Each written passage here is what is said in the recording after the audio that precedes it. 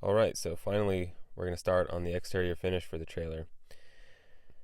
I did a lot of research to figure out what method to use for the exterior finish for the trailer. There are, of course, a lot of different options, but nothing really came close to the potential low price of poor man's fiberglass, or PMF. The basic idea for PMF is basically using canvas sheets or really any material you can scrounge, glued to the surface, and then you load it up with enough outdoor paint to make it waterproof. Of course, the first thought you have is that really actually waterproof and durable enough to use? I looked around and I found a bunch of videos of people testing PMF, and after watching through a few of those, I felt reasonably comfortable to move forward with it. Also, looking around at other options, like if, let's say, I wanted to do aluminum, that's easily going to make the entire trailer build cost 50 or 100% more just to do that exterior finish. So the second question I had was, am I going to be able to actually make it look good? Because I've seen a few PMF trailers and I'm like a little bit questionable on how it looks, and there's a lot of good looking campers on the internet, but because you can't see them in person, it's kind of difficult to get a good feel for the quality of the finish. So while searching for an answer to that question, I did find one channel that stood out called The Elwood by Lucy. Lucy's videos cover multiple trailers, and it showed me that it's definitely possible to make PMF look good.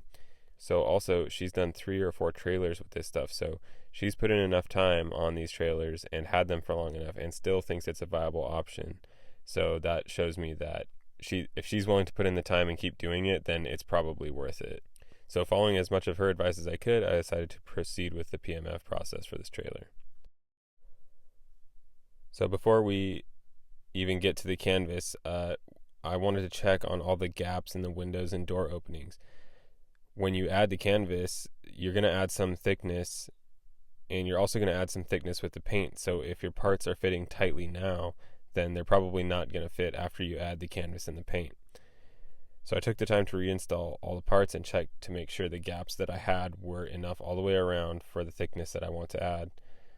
I'm assuming about 1/4 inch, and I gave a little bit of extra wiggle room because it's not going to hurt.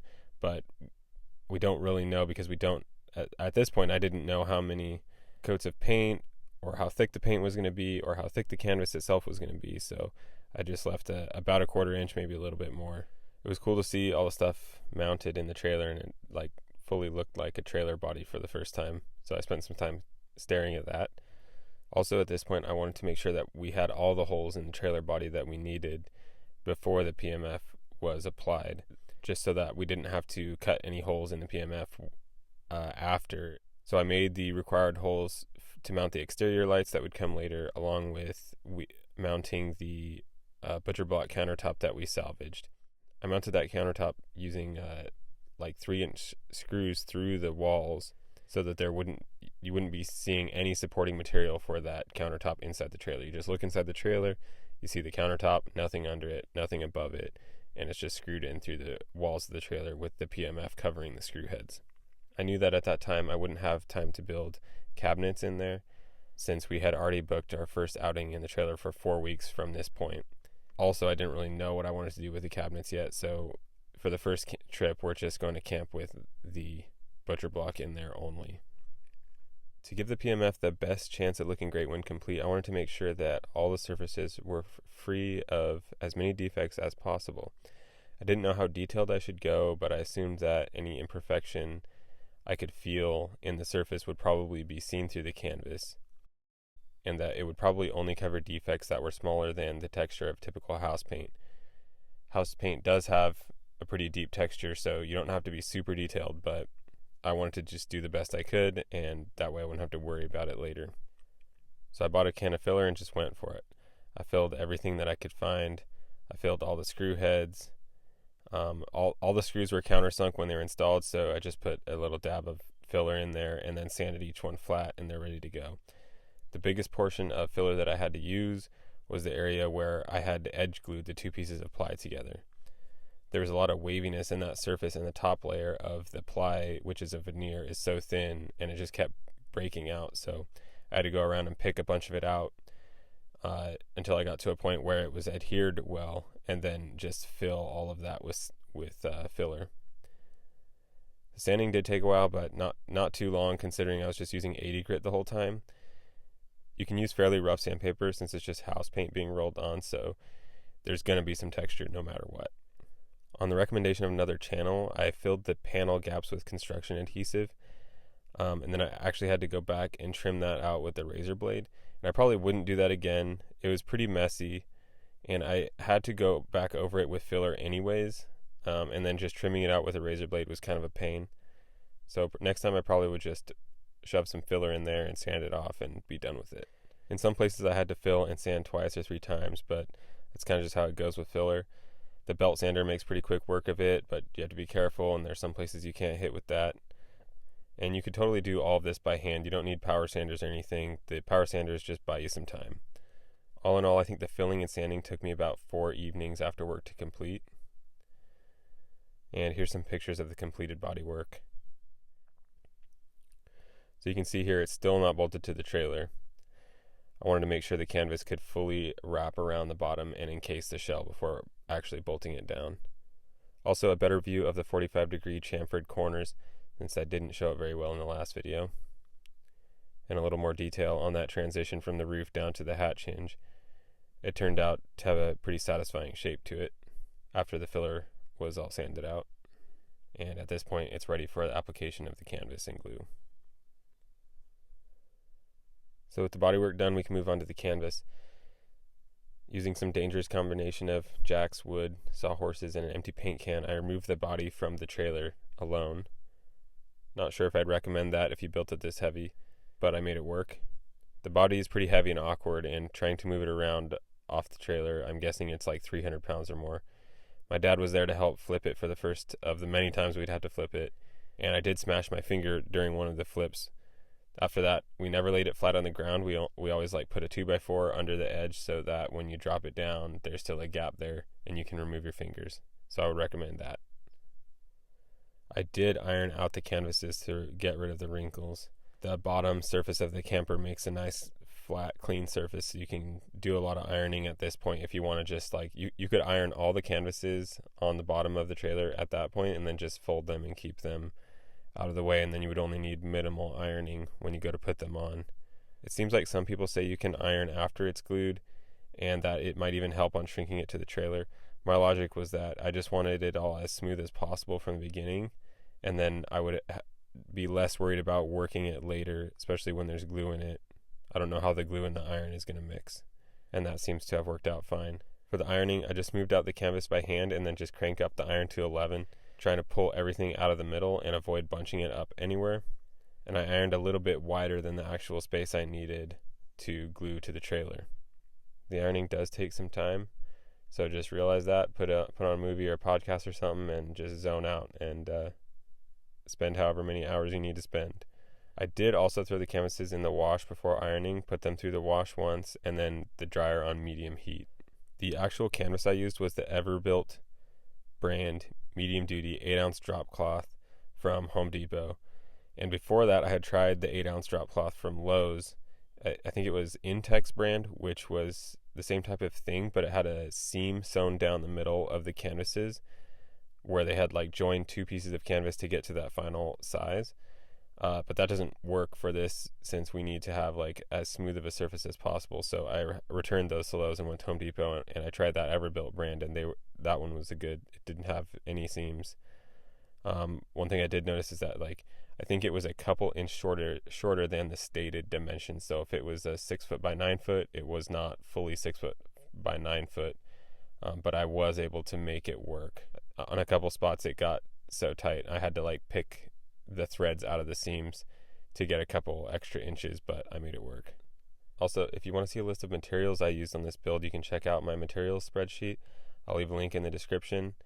And also at some point I'll do a video on the full cost of the build and go through that spreadsheet more in detail. So once the ironing is done, I can actually start with gluing some canvas down. I started with the cheapest roller I could find and a tray full of glue, and I quickly found out that it's a lot easier just to pour the glue onto the trailer surface and then roll it out from there. But that's something you can't do if you're trying to glue it onto vertical walls. So in order to do that, you're going to have to keep flipping the trailer around to keep those surfaces horizontal so that you can actually pour the glue onto them. Since I didn't prep the bottom surface of the trailer to be a perfectly smooth finish, It didn't matter so much because nobody's going to see that side. Where the walls join the floor, there's a little bit of a gap or an edge, a groove, I guess, that I'll have to push the canvas into when gluing it. So I just pushed it in there with some popsicle sticks, and once the glue became a little bit tacky, the canvas stuck in there just fine, and it stuck pretty well. So for the seams, obviously you want to make it so that if water's coming down from the top, it's coming off the roof and not trying to go down into a seam, but actually coming off of a seam onto the wall, and then from the wall it's coming off of a seam into the floor. So that's why you would put the floor canvas on first, then the wall canvas, and then overlap the roof canvas onto the wall canvas. So you're working from the bottom up essentially. Alright, so we finished that bottom one. We flipped it over. I did one side, and then we flipped it over again. I did the other side, and then flipped it back upright, and we glued the top / front piece on. Because we did this one last, we're going to end up with a sharper seam on the top and the front right here. So I would definitely recommend probably doing bottom first, top front second, so that seam goes onto the bottom, and then the sides last, because then you'll get a really minimal seam line all the way around the side. With this how it is, unfortunately I'm going to have like a really good looking seam on the bottom and a slightly sharper seam on the top and front, so the side is not going to look all uniform. But I think I would have preferred to have the side look all the same and then the top front look the same, but at least it's getting done. Basically I just glued the big flat pieces on here, and the next step from here is to just get my straight edge, just using a piece of angle aluminum scrap that I found. Well, this is about 1.5 inch angle aluminum, using an angle piece instead of just, like if you just had a flat piece, you'd have to kind of line it up with your fingers every time. But if you have an angle, you can just set it right on top, repeatable all the way down. The side isn't glued down yet, so I'm just coming with my angle and I'm drawing a guideline. This is going to be my cut line for the seam.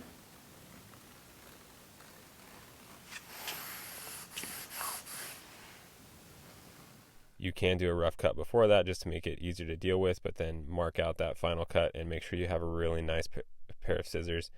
The sharper your scissors are, the less fraying you're going to get, and the less fraying you get, the better it's going to look.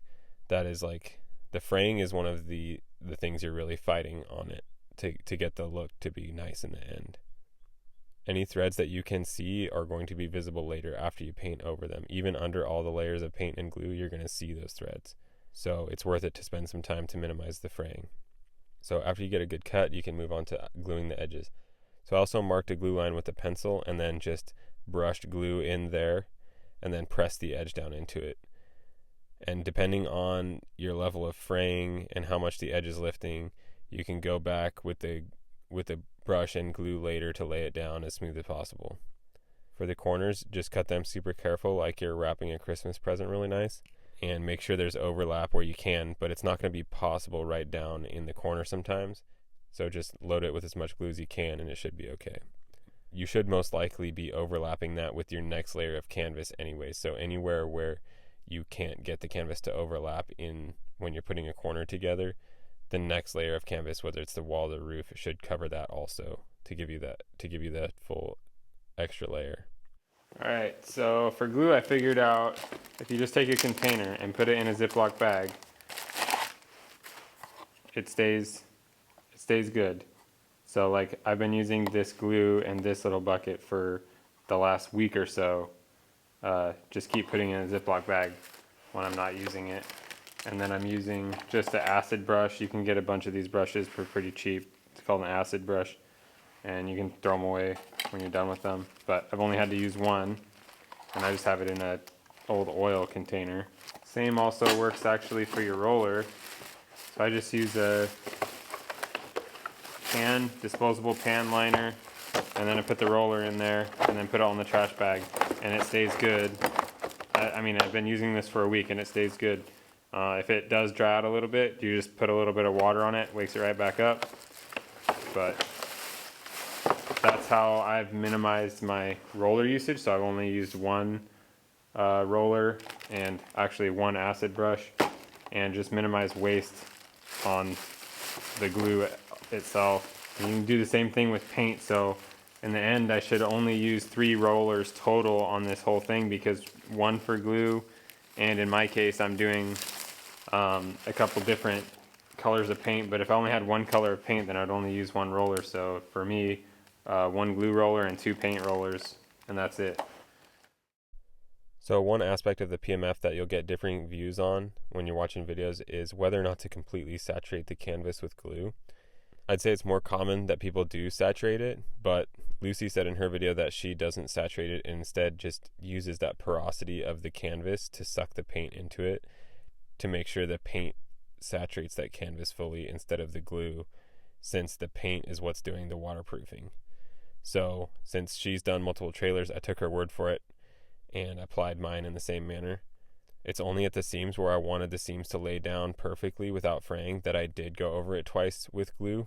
So I went back over with a little brush and some glue to get those threads to lay down, and in those spots it did fully saturate with glue.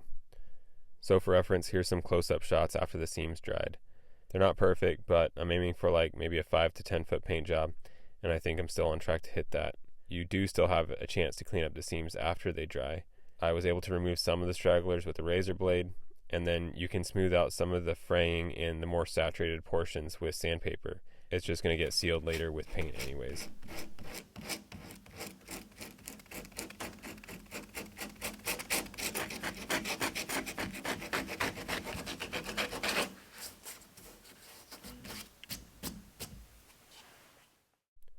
So on those hard edges in the galley area where the canvas just folds over and then abruptly ends, I was planning to shave that off and then cover that with an aluminum angle for a trim.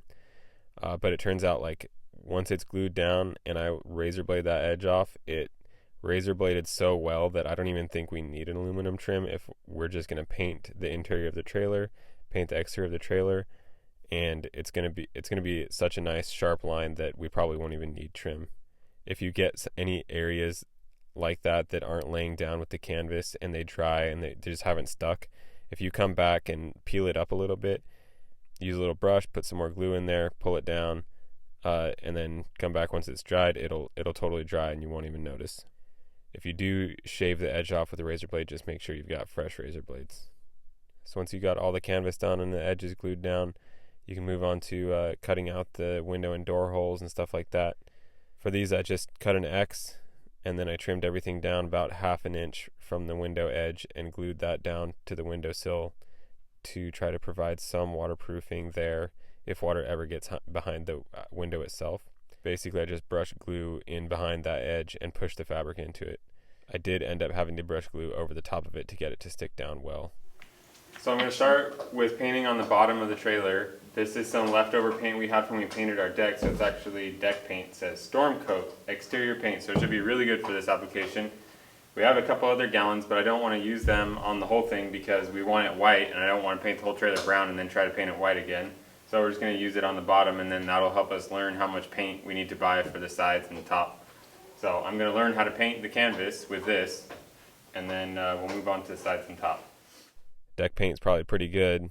It's one of the more durable outdoor paints you can get, but this stuff was free. Didn't really care about the color too much since it's going on the bottom of the trailer, so I wanted to use as much of that as I possibly could. Started with a couple of coats on the floor, and then I moved on to applying the canvas to the hatch while I was waiting for the paint to dry. On the hatch, I folded the canvas around the edge of the hatch and then cut it just into that first corner. So all the points on the hatch have canvas coming inside past the point where there would be a water seal. So after about 6 coats of paint, I was fairly happy with the finish on the floor of the camper body, and I decided to try some spray undercoat to see if that would look nice. I just sprayed that down 1 coat, took a whole can, and I just want to see if the texture was going to be improved with that. And I did 1 more coat of paint on top of that undercoating.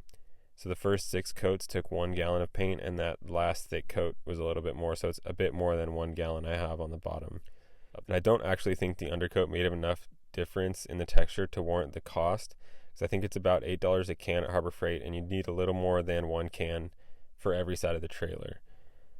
I think it might be worth spending some time testing different variations of this if it's something you're worried about or you want to try.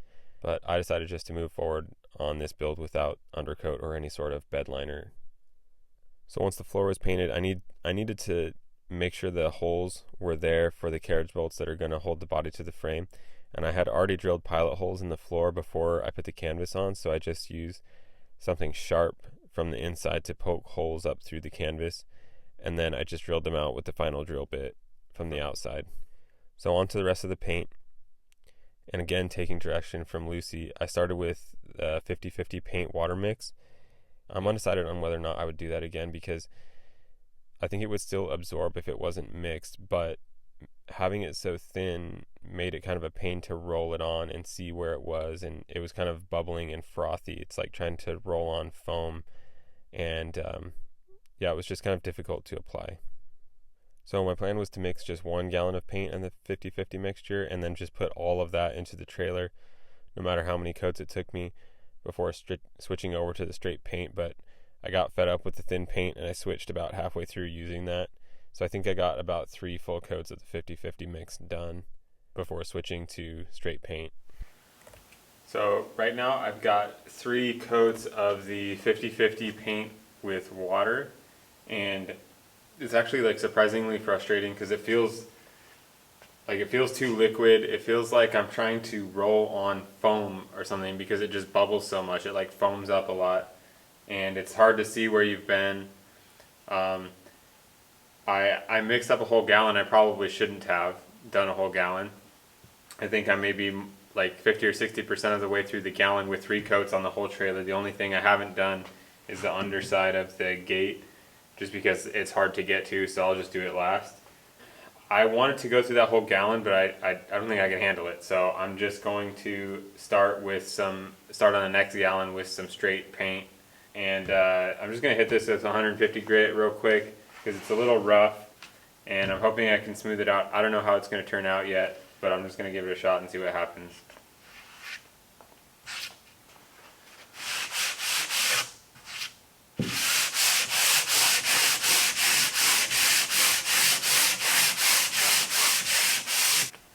I don't think you can quite see the texture difference on camera, but it's definitely a lot smoother. Down where I haven't sanded, there's just a lot of sharp peaks of like just little tufts of canvas that have absorbed the paint, and we just shaved all the peaks off. This worked a lot better than when I was trying to sand the bottom, but this time there's 50-50 paint glue mix in here, so to me this texture is looking a lot better than it was on the bottom already, and it seems to be just due to the 50-50 paint water mix, so that may have helped a lot. Alright, so I'm done with the 50-50, so I'm going to straight paint here. This is the cheapest outdoor paint I could get at Lowe's. It's Valspar Storm Coat Exterior Semi-Gloss in High-Hide White. I wanted gloss, but semi-gloss is all they have, so that's what we got. It was weird to me that this turned out like chalky looking, not glossy at all, so we'll see what this does just straight out of the can, and then I can buy something else based off whatever this does for the final coats. But I think this was like $35 a gallon or something like that. Alright, so I had initially bought 2 gallons of this, the Valspar Storm Coat High-Hide White. First gallon we 50-50 water paint mix. Didn't quite put the whole gallon on, but I did do 3 whole coats of that on the trailer. Then this gallon, no 50-50 mix, just straight paint.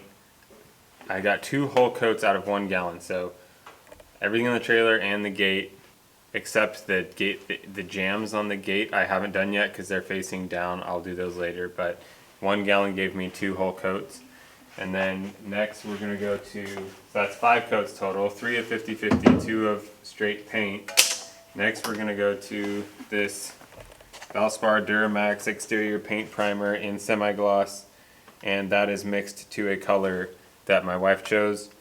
And so hopefully we'll get 2 coats out of this, and then at that point we'll evaluate what the paint looks like and if we want to go any further.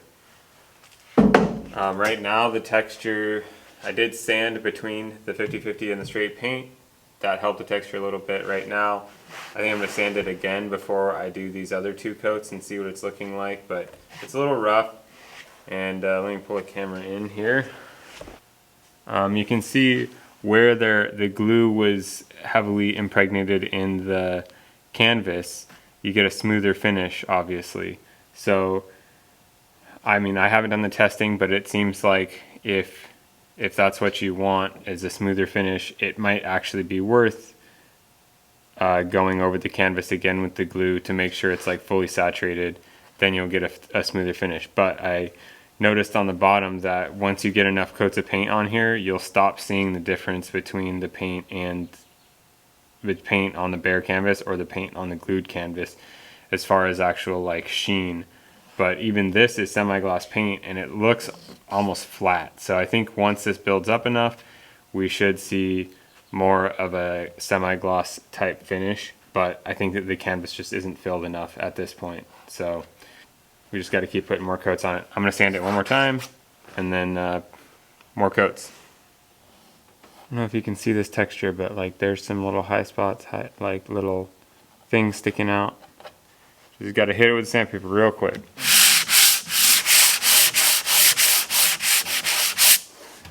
That's it. A lot smoother now.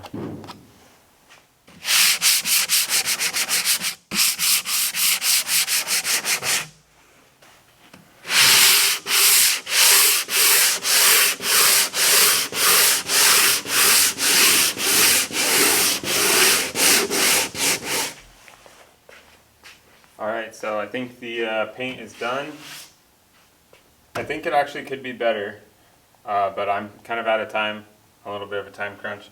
It had total 3 coats of the 50-50 paint water, then 4 more coats of paint on top of that.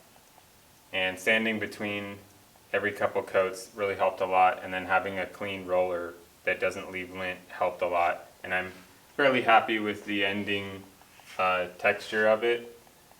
I would say it's somewhere between a 5 and 10 foot paint job, meaning if you stand 10 feet away, it looks great. Once you get up closer, you start to see some of the small things, but if you're not expecting perfection, then it's great. It's totally good. Like I said, there's just a couple things sticking out. Honestly, you could probably sand and buff this out a little bit and it would look even better, but I don't have time to do that. We're going camping in like, let's see, today's Tuesday, Wednesday, Thursday, Friday. So 3 days we're going camping, and I need to get all of this done as fast as I can. So I'm not going to spend time buffing it and making it perfect, but I think it could be a little bit better. But at this point it's good enough for me, so I'm happy. So you can see each little piece of lint here is off the roller, so if you had a really nice roller that probably wouldn't happen. This is a piece of paint, like a dried piece of paint from the tray, so cleaning the tray out perfectly every time would prevent that.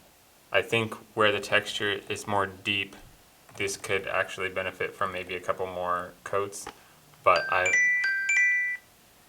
think it's fairly waterproof as it is, so worst case, we can come back and paint it again at another time. The joints ended up looking fairly good. I think we've yet to see how the door is going to fit with all the buildup of paint and glue, so hopefully I left enough wiggle room there for it all to fit and not bind. So if I was going to do anything differently next time, I would probably, like I said, just do the floor and the roof first and then glue the canvas on the sides just to make that seam look uniform on the side of the trailer. But that doesn't matter so much, it's more of a visual preference. And then one thing I would probably do is, instead of rolling, I would try to get a paint sprayer. And you can get paint sprayers pretty cheap at Lowe's and Home Depot now, but that caused me to have to go back and sand a lot. And I think it actually detracted from the end finish. So either a really high quality roller, and you don't need to buy more than one roller. You can get away with the whole thing with one roller if you're just using one color of paint. So I would pay more to get a nice roller that's not going to leave any lint, and then try to use a paint sprayer and see if I can get just a much smoother finish. And I think if I had the money and time, I might even go back and try to spray it again over what I've done already to see if I could improve it a little bit. But I think the ending finish is totally acceptable, and I'm happy with it for now. So hit subscribe if you want to see the rest of the trailer go together, and check out the links in the description. Check out Lucy's channel and the materials list, and check out my Instagram. And I will do a video also on how much the build cost total. Thanks for watching.